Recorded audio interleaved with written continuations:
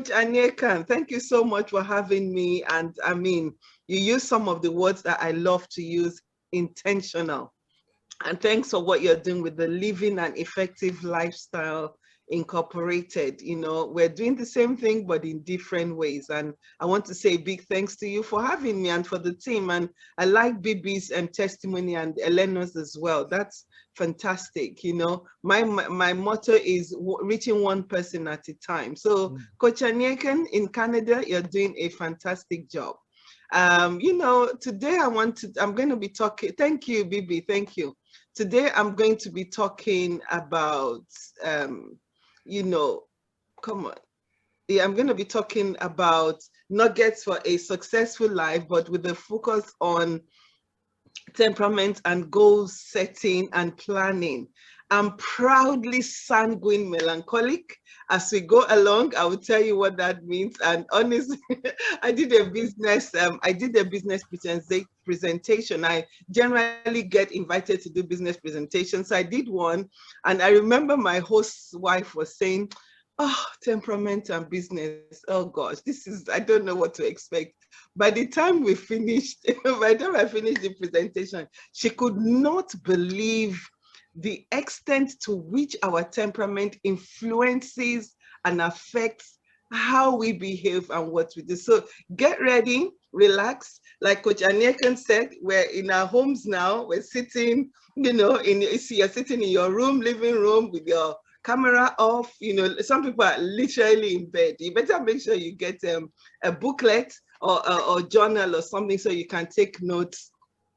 And if you're good, I may send my slides to, you know, to Coach Anyeken, you know. So I'm the CEO of Women's World and have been for the last 20 to 30 years. And, you know, I run a Women's World, and under Women's World, I have Next Platform, which is a platform for entrepreneurs and middle senior management practitioners. I also do MAP, which is Mind and Purpose Program. That is the one thing I am so passionate about. And then, like Coach Anyeken said, I run the Gold Portfolio, an online platform to encourage people to invest in bullion gold for the rainy days. People ask me, what about cryptocurrency? I say, well, if you're a low risk investor, go for gold. If you are medium high risk, go for crypto. If you want to be balanced, do everything in moderation. That's my suggestion. I'm a mother, a wife, and a church leader. This is one of my favorite quotes. I'm telling you, I love it, love it, love it. C.S. Lewis says, every faculty you have, your power of thinking or moving your limbs from moment to moment, is given you by God. If you devoted every moment of your whole life exclusively to his service, you could not give him anything that was not, in a sense, his own already. And I want to say a big thanks to some of my ladies. I can tell that at least two of them have seen that you're on. So thanks for joining in, and I'm sure we're going to have a wonderful time. So goal setting and planning is so important. However, for you to really make full use of your goal setting and planning, you need to be self-aware. I'm very passionate about personal development because of my own personal journey. Coach Anyeken was talking about his own personal journey in the last 25 years. And I'm getting ready my husband and I are getting ready to do another filming with TBN. We're going to be doing that all day on Friday, and I've been looking at the virtuous woman, and I've just, you know, and as I was doing that, I was just looking at my story. And one of the things in one of the segments, I was saying to people, and I'm saying it to you now, you have a story.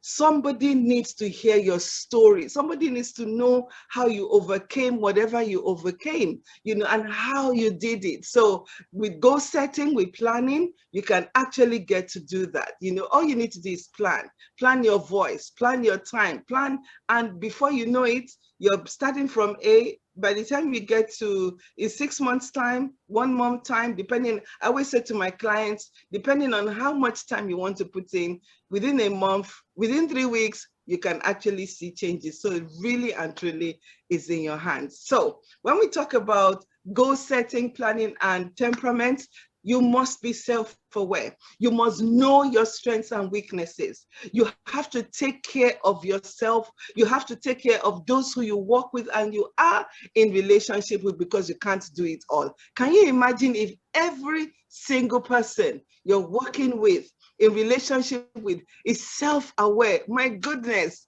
you will be, I'm telling you, the oneness, the unity, in fact, will be such that we would, what should take us a year to build will take us 6 months with so much results. Because I found that the one thing that scuppers deals, contracts, relationships is this thing about always looking at things from a very myopic angle. If we really look at the bigger picture, we will make every effort to change the narrative, and wherever we find ourselves, we will make sure that we work with people, because I always say this: you have what I need and I need what you've got. So we really do need each other.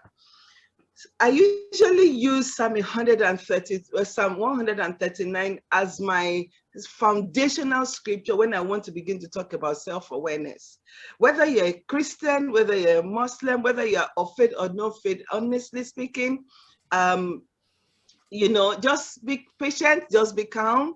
This is Abbieh's platform, as in, this is my time to speak, and I have to speak from conviction, I have to speak from knowledge, and I have to speak from what I know to be true to myself. If it's not true to you, trust me, there are other things I'm going to say that will gel with you. And so I love Psalm 139 because the gist of Psalm 139 is know thyself. And I always say, do you know yourself and yours? Do you? If you don't, then you're going to end up named by the time I finish this presentation. If you do, you will further be strengthened to keep on moving and to keep on going. David declares that God is present at conception and birth. Because we are made in the image of God, he has a special plan and purpose for each person who is born. And Psalm 100, you can go on and read it yourself, because I know I only have about 15 minutes, and so but let me read this one. Psalm 139 verse 14 says, I praise you because I am fear. No, let me go to 13. For you created my inmost being.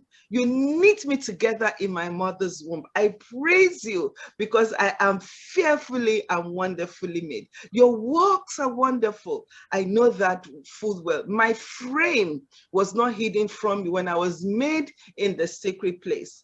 And so I want to tell you today that whether you're an introvert or an extrovert, God created you the way you are. So I want you to look at yourself wherever you are and say, I love me. I love the introverted me. I love the extroverted me. Before I started becoming self-aware, I wanted to be like somebody else. I always share this story. I wanted to be like my pastor's wife. Guess what? She would wear shirts and trousers, very simple. She won't talk.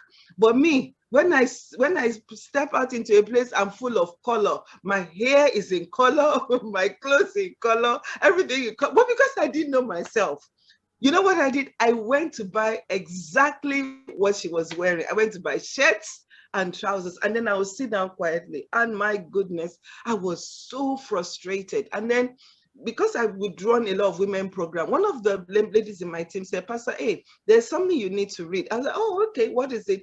She gave me this book about temperaments, and I thought, oh, when I was in university, I read it, The Spirit Control Temperament, but it was a different book, and so I read it, and it was the beginning of my journey to self-awareness. And so when you come into my practice, I always, every single one of my clients, almost 9 out of 10 of my clients have to do the temperament test, because it is a classic key to knowing yourself, getting along with others, and growing closer to God. What did I say? It is the classic key to knowing yourself, getting along with others, and growing closer to God. If you have any questions, please feel free to use the box, and the questions will be dealt with at the end of my presentation. Simply put, your temperament is the inborn part of man that determines how he or she reacts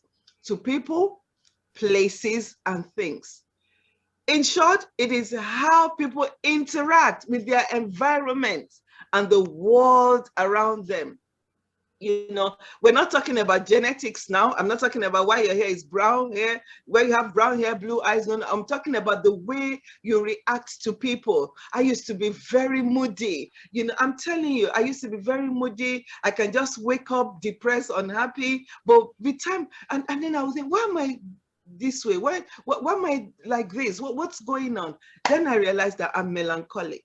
Melancholics are perfectionists. And so if anything, if an example, if I invite 10 people to a party and 9 people show up, I will spend time thinking about the one person who didn't come and get very depressed over that one person. But with time, I now realize that actually not everybody is going to come when you invite them, and the people you think will be there won't be there. So get a grip of your mind. That's what I always say, you know. And so once you know yourself, you'll be a lot more happier, I'm telling you, and you would be able to relate with people. When I started my journey with Temperament and I did my test and I realized that I'm sanguine melancholic, my daughter was about 8 years old. I got her to do it. She came out as choleric. My son was 13. He did it. He came out as phlegmatic. My husband was came out as choleric, you know. And I mean, my daughter is 20 now, so she did it 12 years ago. And guess what? She is choleric to the core. And guess what? My son is phlegmatic to the core. So it helps me to understand the way they do things and the way they behave. And guess what? When we relate with people, they're either choleric, melancholic, phlegmatic, or, you know, honestly, trust me, it can be primary and secondary. Like I said, I'm melancholic, sanguine. When I was in my younger years, I used to be sanguine melancholic, but as I've gotten older, because I'm a lot more reflective, I've slowed down generally, I'm actually more melancholic sanguine. So yeah, so that happens. If for example, you know, happiness in marriage is greatly dependent on how well each spouse understands their partner's temperament and how willing, not only understanding, but how willing you are to meet your partner's temperamental needs. And it's vice versa. Even for my husband he does a lot of marriage counseling. You know, even when we do premarital counseling, we always insist that you have to do your temperament test, because you learn how to react, you know, in that sense of the word. And it is important that you find out the temperament of those that you interact with, so that when you have conversations, you can meet each other halfway. You know, I'm really trying not to run ahead with myself, you know, because there's so much about temperament. So I love this diagram. When I'm in practice with some of my clients, I actually use this diagram and I show it to them, because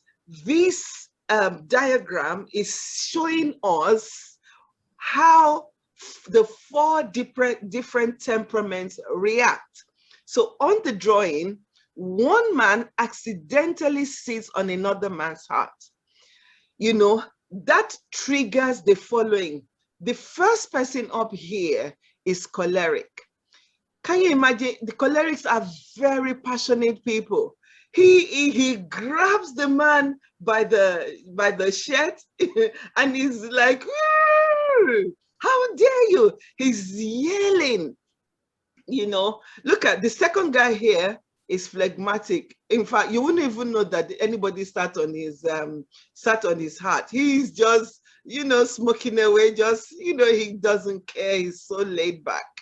Now, the third person here is melancholic. Because the guy sat on his heart, melancholic is crying, you know, they feel things so deeply. Why are you doing this to me? That's melancholic. And the fourth person here is sanguine. The sanguine guy is just laughing away. Same situation, different reactions. The first person is literally holding, choleric is holding the guy by the neck. Phlegmatic is like, oh, I can't be bothered, you know. Melancholic is crying. and Sanguine is laughing. Can you imagine? Can you see how the 4 different temperaments react to the same situation? So you think back when you're working with people, your work colleagues, your children, your husband, your wife, your colleagues. One situation, if these 4 reactions is enough for businesses to collapse and deals to go south, because choleric, like, I can't handle this, you know, and things like that. I don't want to belabor the point. So now, normally speaking, you're meant to do like a temperament test, but what I also found out is when I do these presentations, people can literally find out where they're at. They're like, oh my goodness, this is me here. Choleric people tend to rule and perform as the decision makers. They are natural leaders. When a choleric steps into an office, steps into a project, steps into a church, steps into an office, steps into a relationship, they are natural leaders. They just want to take control. They're the types that will come in and say, don't worry, I'll get it done, and they will get it done. If they work with people who are insecure, then they may begin to think, oh my goodness. So the same thing with goal setting. Cholerics are your best clients when it comes to goal setting. All you just need to say to a choleric is, what do you want to do? You want to set up a hotel? Okay, these are some of the tools you need, and they will get to work straight away. They are very good clients. Sanguines are not very good clients when it comes to goal setting and planning. Sanguines, they are life of the party. They're usually extroverted. They like going out. To pin them down to admin can be a real problem. So for you to actually help a sanguine with goal setting, there has to be an element of visual learning and practical hands-on. Cholerics will read the book. They will read all the books. They do but sanguine needs a little bit of touchy-feely for them to really get on with goal setting and planning. Phlegmatics, my goodness, they also need goal setting and planning, because if they want to build a project, it may take them 6 months to even begin to think of getting up to get anything done. And so if you're phlegmatic, if you're laid back, you know, if you're one of those people who you really want to do, but you find it so difficult, you may want to check if you're phlegmatic, because they usually need a lot of encouragement.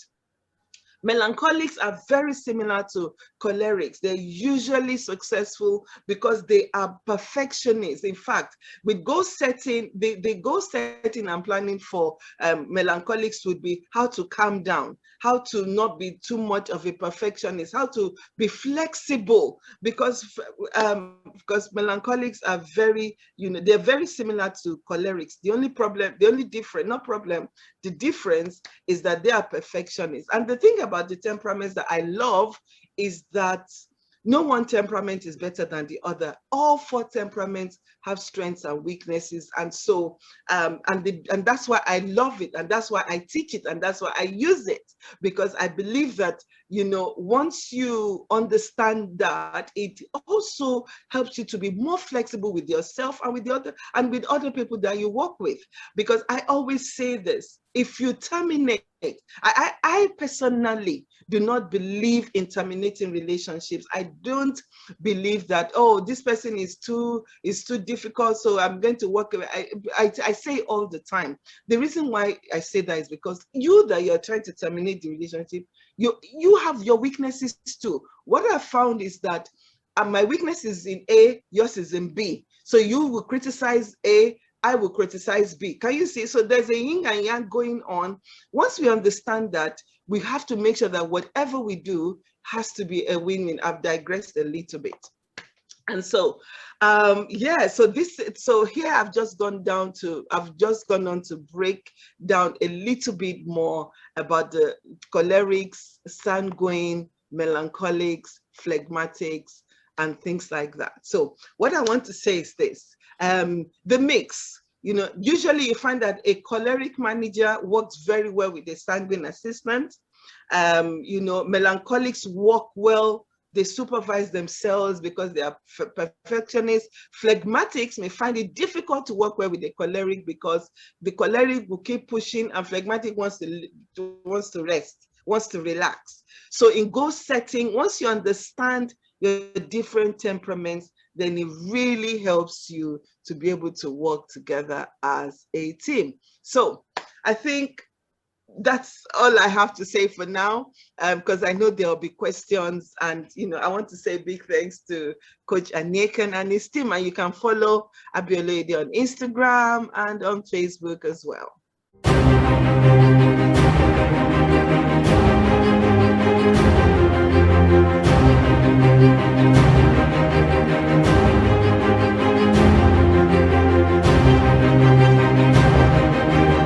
Thank you, Coach. Pastor, thank you very much. Now, I saw one question, and I'm just going to throw that at you. But before we get started, thank you. Those are, I mean, I'm hearing comments like, this is good stuff.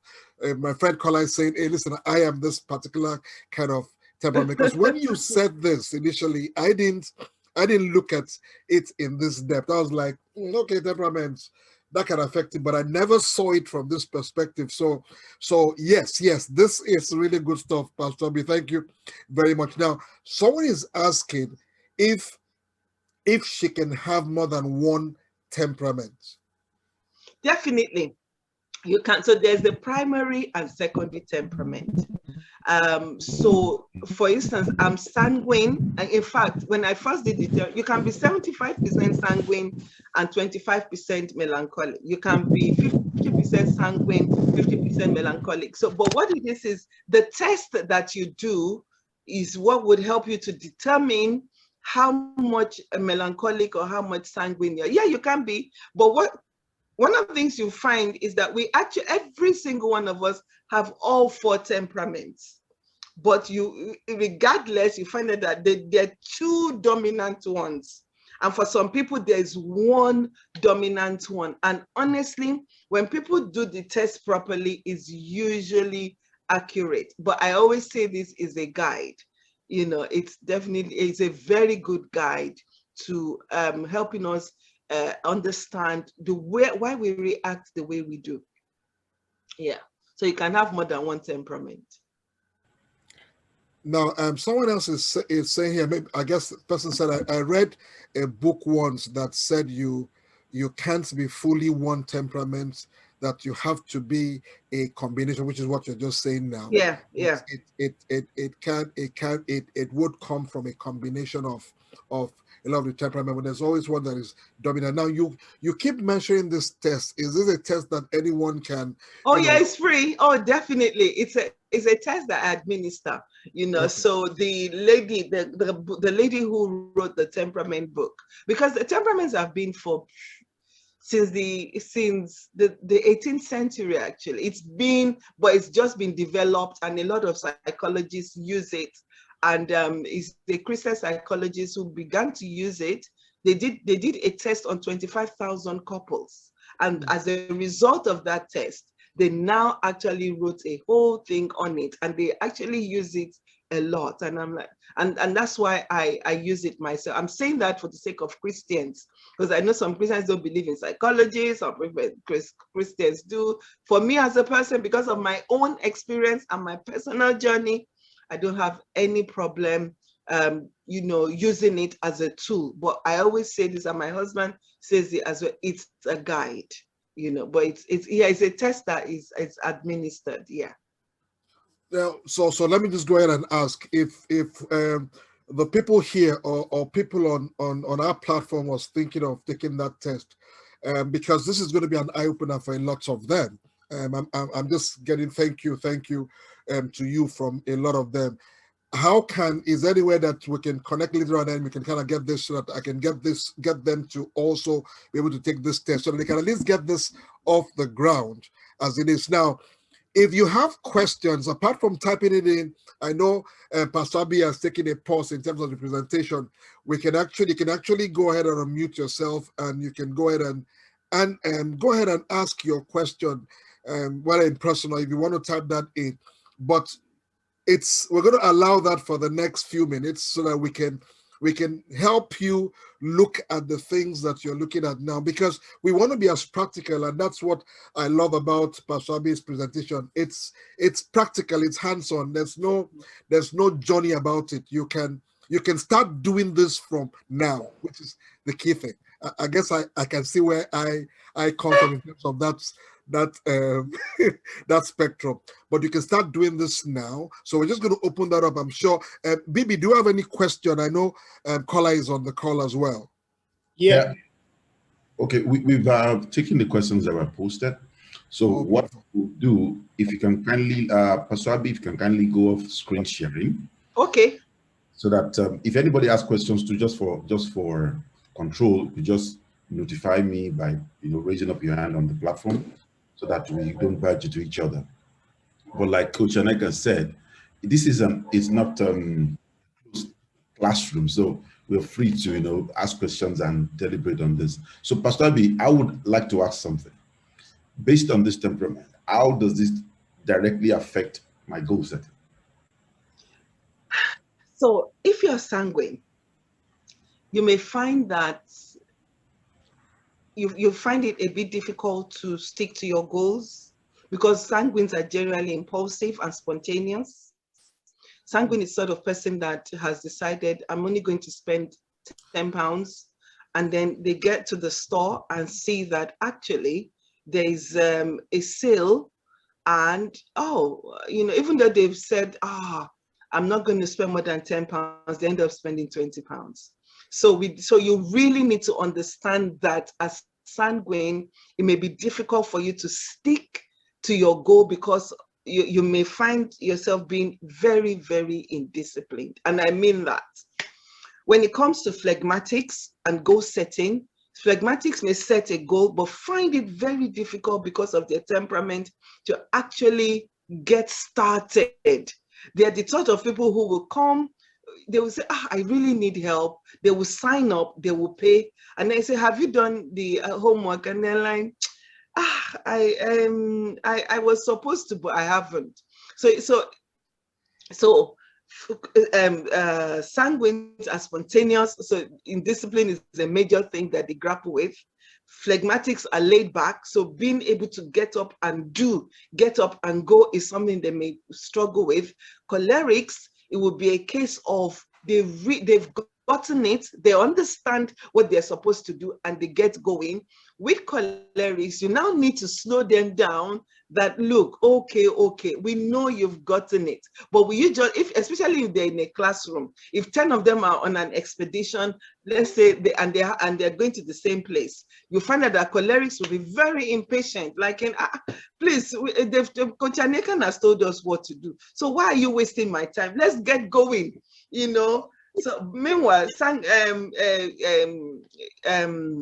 sanguine is going to really destabilize choleric, because sanguine is busy all over the place and not focused. Phlegmatic is going to frustrate choleric because he just wants to lie down on the beach. And then melancholics will frustrate. Problem with it's not a problem, but one of the things you find with melancholics and goal setting is they're perfectionists. So they're the sort of people you'll be saying, yes, you've drawn the strategy, yes, you've done the document, it's time to move on. They'll say, no, I need to make sure that the 10 boxes are 100%. You say, no, you've started, at least get going. So what you find is that each temperament they'll get the job done, but at some slower, some faster, because of the way that they're looking at things. So I hope if you're not clear, because I'm very excited about this topic, I teach it all the time. So if I'm saying something and you're still not clear, please ask questions. What you're saying shows why Coach Aneka sometimes would wonder why we do things the way we do. I now understand better why I do some things. And just laughing at some of the examples you were giving, I could just see myself doing that. And I know I have on the call to some people who are undergraduates of architecture. So I know this is a challenge for them when they're in the studios and you wonder why your mate can get something done quickly and you will take more time, and that beats people down. But like Coach always says, don't beat yourself down, take it a step at a time. I'd like to call on my friend Ijoma, Basi. Henry Basi is on the call. Yeah, go ahead, Henry. Yeah, BP, you know, we're on this journey together. So I totally understand why we are difficult students to coach. Because I am a, signature sanguine. And so I actually have studied the temperament from a book that I think the original book was called Spirit Controlled Temperament, and then it's now been revised again. But the interesting question I wanted to ask was, because it's all about balance, when you recognize that you're leaning towards a particular temperament that is affecting your goal settings, how do you build capacity to balance the other temperament you require to be able to get the results that are required? So the cholerics, I understand statistically, there are about 1% of them in the world, and they are the goal-getters. They deliver. They always deliver. They will crush you, even if they have to get that job done. So it's a great trait, but they step on toes and all of that. So how do you balance all of that to get the result? That's my question. Thank you for asking that question. And one of the things you realize is that, and you said it correctly, cholerics as husband can be very, very difficult because they're domineering. As wives, they usually end up divorced because they really want to take charge. And so one of the things that I'm melancholic, and so I'm one of those, everything has to be perfect. My kids have helped me, my husband as well, but above all, I am so aware of my melancholic perfectionist nature. Initially, I used to be so critical. Oh, you didn't do it this way. Oh, you didn't do it that way. You should have done it this way. But as I've gotten older, one of the ways by which you balance your temperament is by self-awareness. When you know that, I'm choleric, I like to take charge, I would do it at all costs. I remember reading a book, I think it's Successful Men, and my husband read it as well. This was years ago. I can't remember the name of the author now. But what we realized was that almost out of maybe 20, this off the top of my head now, out of 20 of the CEOs, only about 16 of them, only 4 of them were not divorced. They got there at the end of the day, but they lost everything. They lost their family, they lost friends, and a lot of them were on their second relationships. Yeah. And so the first thing is, you have to, I say it all the time, you have to live in the consciousness that I am a perfectionist. You have to live in the consciousness that I am a go-getter. So I have to slow down. I have to, and if you're a Christian, I always say that's where the gift of the fruit of the Spirit comes in, long suffering, where you literally have to, my husband is choleric. I always say he is a born-again choleric. I'm telling you, one of my best friends, in ministry is choleric. She also is a counselor. She's been a counselor for more than 20 years. What I found out with both of them is they've allowed the Spirit of Christ to come through. For another way of putting it is they've allowed their another way for those who are not Christians or those who are very, very cognitive and use their intelligence to work everything out is to actually, you have to actually, be self-aware.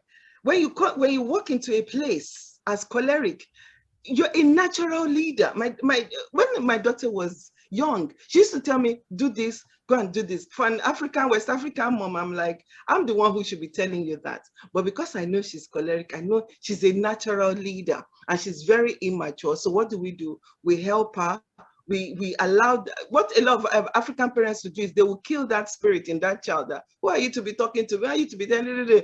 But with understanding, there's a natural gift that she has. Then we make sure that, we support her in being able to keep developing it. But my husband is a very good example. He's passionate. He can get animated about things, but he allows the Spirit of Christ to rule him. But for me, it's my cognitive reasoning. I live in that consciousness that I'm a perfectionist, so Abbiih, be flexible. I'm telling you, if I film myself for 1 minute, I know how to do a lot of editing. If it's not perfect, I don't post it on my social media. But I'm learning not to do that, So yeah, so it comes by self-awareness. There's no other way. When I do a lot of couple therapy as well, because I'm a couples trauma therapist as well, couples trauma practitioner. It's the same thing with them as well. I actually make them practice, emotional regulation, being non-reactive, accepting that anything we go through is an opportunity for growth, and also just what's it called, making sure that we stay in that frame of mind and maintaining yourself, your identity. I am sanguine, I'm melancholic, I love color, I love people, I love perfectionism, but I'm becoming flexible and things like that. So honestly, there's no way out, but you have to be self-aware. There's no way out. No way out. Don't. I have another very favorite quote about self-awareness, but I don't. It just talks about being able to get your emotions in check. And let me say this one last thing before I allow the next person to speak. With my training as a cognitive behavior therapist, with my training as a trauma-informed care coach, with my training as a couples trauma-informed care practitioner, I can tell you this right now. I say this, and I teach my clients this first workshops. I'm giving it to you for free. The first thing, your sense of I, your identity. If you are married, we, then you have to look at we, husband and wife. I, Abbiih, we, Jonathan and Abbiih. And then the third thing is emotional regulation. If you cannot regulate yourself emotionally, whether you're phlegmatic, sanguine, choleric, or melancholic, I'm telling you, you will be miserable. And the third thing is being able to, it's not being reactionary, and finally making sure that every opportunity you see it as an opportunity for growth. Thank you. You can tell I'm very passionate about this topic. And then maybe one quick thing again. Okay. You have to, you see, so it's not something you do overnight. It's a conscious thing that you'll keep at consistently. And as I would like to say, it's practice that makes permanent. So as you keep practicing, as you keep doing it, and you keep recognizing and staying in the, okay, this is who I am. Guess what happens after a while? When you start to go in that direction, you can catch yourself and say, oh, no, let me cool down, let me slow down, let me get things done. So knowing that is key. And I'm sure that Pastor Abbiih didn't get here last night. It's been a journey, as she had mentioned, for her as well. And that's it. That's it. Just keep being intentional, keep being consistent, and you will get there.